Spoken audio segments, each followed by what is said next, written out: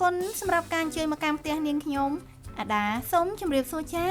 Hi guys how are you today អាដា welcome back ថ្ងៃនេះនាងខ្ញុំនឹងបង្ហាញបងប្អូននៅមុខម្ហូបយ៉ាងពិសេសគឺឆាលីហូល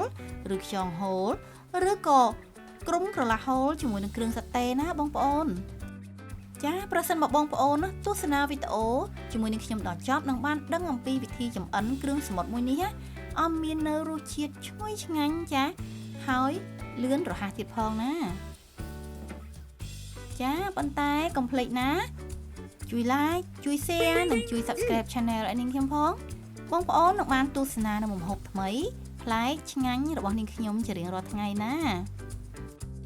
សម្រាប់គ្រឿងផ្សំថ្ងៃនេះគឺនាងខ្ញុំមានលីហូលនេះបងប្អូនចំនួន1គីឡូក្រាម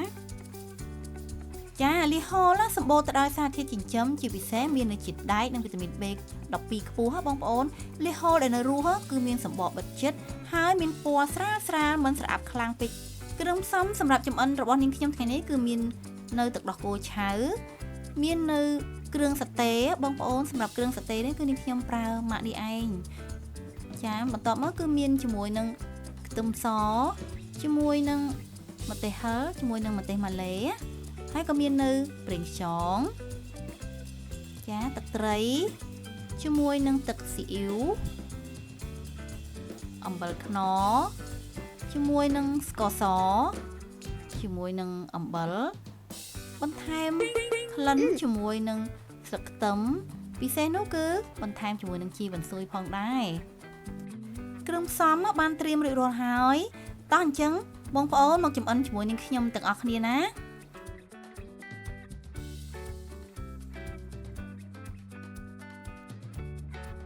ប៉ុន្តែមុននឹងចម្អិនណាយើងត្រូវយកលីហូលនេះមកលាងសម្អាតទឹកឲ្យស្អាតសិនណាចាគឺនាងខ្ញុំ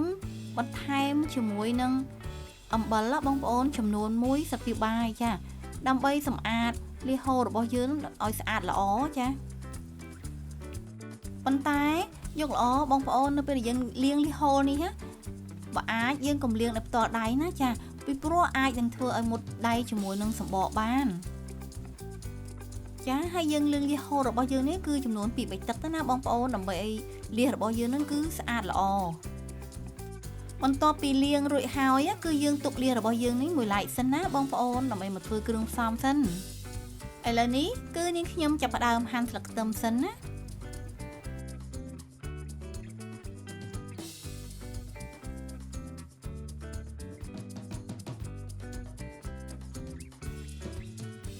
បន្ទាប់មកទៀតគឺហាន់ជីវ៉ាន់ស៊ុយប៉ុន្តែយើងយកតែផ្នែកស្លឹកទេណាបងប្អូនមកដាក់ជាមួយនឹង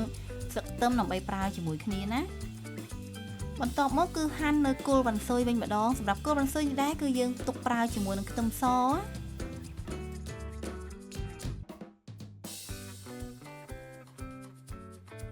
ចាបន្តមកទៀតគឺយើងចាប់ផ្ដើមចិញ្ច្រាំខ្ទឹមសរបស់យើងនឹងឲ្យម៉ត់ណាបងប្អូនសម្រាប់ទុកឆា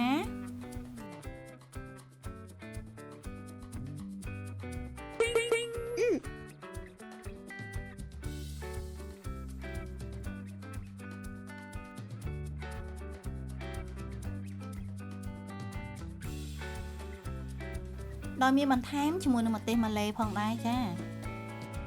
បន្ទាប់មកគឺយើងដាក់ខ្ទះឲ្យក្តៅចាដាក់ប្រេងឆារួចហើយគឺយើងដាក់ខ្ទឹមសនិងគល់វ៉ាន់ស៊ុយនឹង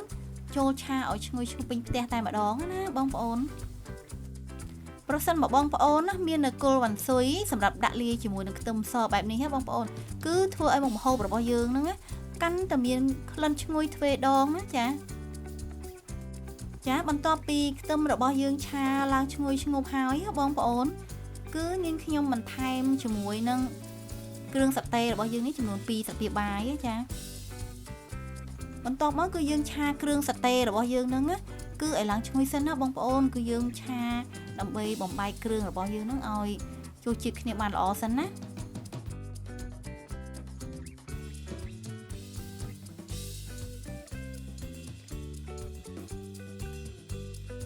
ទើបយើងបន្ថែមទឹកត្រីចំនួន1ស្លាបព្រាបាយចាជាមួយនឹងទឹកស៊ីអ៊ីវ1ស្លាបព្រាបាយសម្រាប់អំបិលខ្នុរវិញគឺយើងប្រើ1ស្លាបព្រាបាយដែរចាប្រេងខ្យងក៏នាងខ្ញុំប្រើ1ស្លាបព្រាបាយដូចគ្នាណាបងប្អូន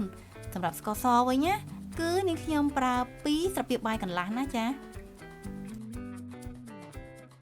ចាហើយកំឡុងពេលដែលយើងឆាគ្រឿងផ្សំនេះហ៎បងប្អូនសម្រាប់ភ្លើងណាគឺយើងបន្ថយឲ្យមកនៅពាក់កណ្ដាលសិនណាចា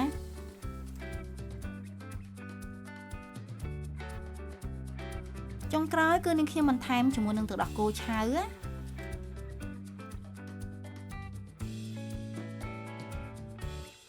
ចាកំឡុងពេលដែលយើងឆាគ្រឿងផ្សំឲ្យចូលជាតិគ្នានេះហ៎បងប្អូនចាបងប្អូនត្រូវភ្លក់រសជាតិគ្រឿងផ្សំរបស់យើងនឹងឲ្យហើយថាល្មមចូលចិត្តឬក៏ត្រូវបន្ថែមអ្វីទៀតចឹងណាបងប្អូនតាមការចូលចិត្តរបស់យើងណា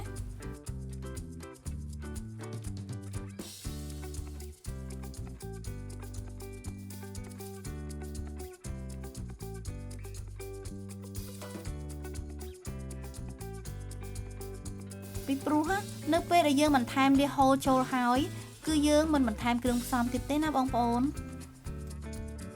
ចាសម្រាប់ទឹកគ្រឿងផ្សំរបស់នាងខ្ញុំគឺល្មមឆ្ងាញ់តែម្ដងនាងខ្ញុំបន្ថែមភ្លើងឲ្យខ្លាំងដើម្បីទុកឲ្យទឹកគ្រឿងផ្សំរបស់យើងនឹងពុះសិនណាឥឡូវទឹកឆារបស់យើងពុះហើយនាងខ្ញុំបន្ថែមលៀសហូលរបស់យើងនឹងគឺចូលឆាតែម្ដងណាបងប្អូន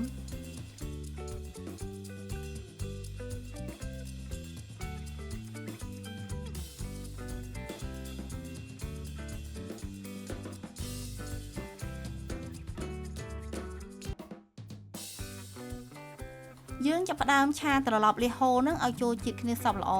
ហើយដើម្បីធ្វើឲ្យលៀសរបស់យើងនឹងបើកសម្បកបានសព្វល្អដូចគ្នាណាបងប្អូន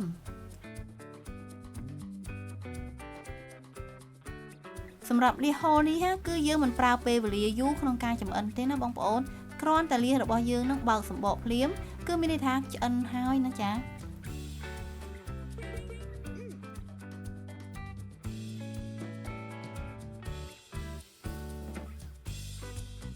ចាហើយប្រសិនបើយើងឆាលៀសរបស់យើងនឹងយូរពេកអាចធ្វើឲ្យសាច់លៀសនឹងស្វិតចាមិនឆ្ងាញ់ទេណាបងប្អូនឥឡូវលៀសរបស់ខ្ញុំចាប់ផ្ដើមប្រែពណ៌ហើយណាបងប្អូនចាក្រហមចាឆ្អិនបណ្ដាហើយក៏ចាប់ផ្ដើមបើកសម្បកបណ្ដាដែរណាបងប្អូនចា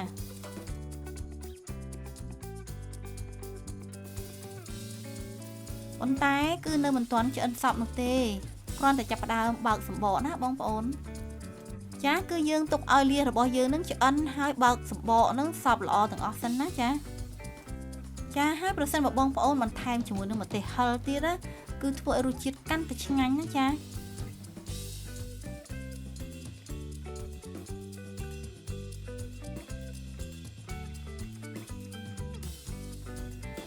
ឥឡូវនេះ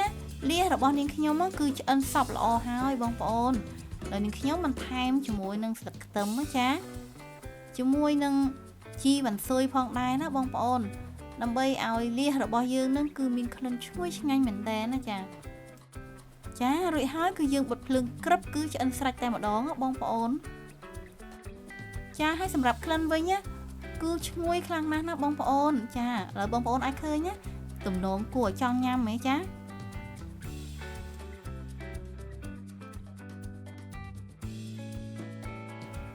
រួចរាល់ហើយឆាលៀសហូលឬខ្យងហូលឬក៏ក្រុមក្រឡាហូលជាមួយនឹងគ្រឿងសាតេមុខម្ហូបឆ្ងាញ់ពិសេសរបស់នាងខ្ញុំថ្ងៃនេះណាចាគឺមានក្លិនឈ្ងុយរសជាតិឆ្ងាញ់ហើយរត់តែឆ្ងាញ់ពិសេសទៀតនៅពេលដែលយើងបានញ៉ាំជួបជុំគ្រួសារបងប្អូនចាឬក៏មានកម្មវិធីជួបជុំផ្សេងណាចាហើយជាពិសេសនោះគឺជាមួយនឹងវិធីចម្អិនរបស់នាងខ្ញុំគឺងាយហើយលឿនរហ័សទៀតផងណាបងប្អូនចម្អិនភ្លាមគឺបានញ៉ាំផ្លែតតែម្ដងណាចាកុំភ្លេចណាសាកល្បងធ្វើញ៉ាំទាំងអស់គ្នាណានាងខ្ញុំធានាថាប្រកាសជាឆ្ងាញ់ជាប់ចិត្តជាមិនខានណាបងប្អូនចាប្រសិនបើបងប្អូនមានចម្ងល់អ្វីអាច comment នៅខាងក្រោមវីដេអូរបស់នាងខ្ញុំបានណា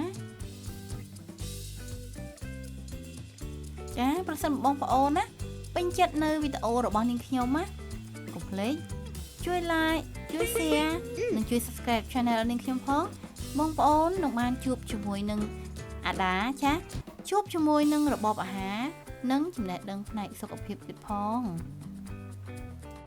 ចាជាចុងក្រោយនាងខ្ញុំក៏សូមអរគុណសម្រាប់ការចំណាយពេលវេលាដ៏មានតម្លៃក្នុងការទស្សនាវីដេអូរបស់នាងខ្ញុំណាជួបគ្នានៅវីដេអូក្រោយៗទៀតជម្រាបលាអរគុណ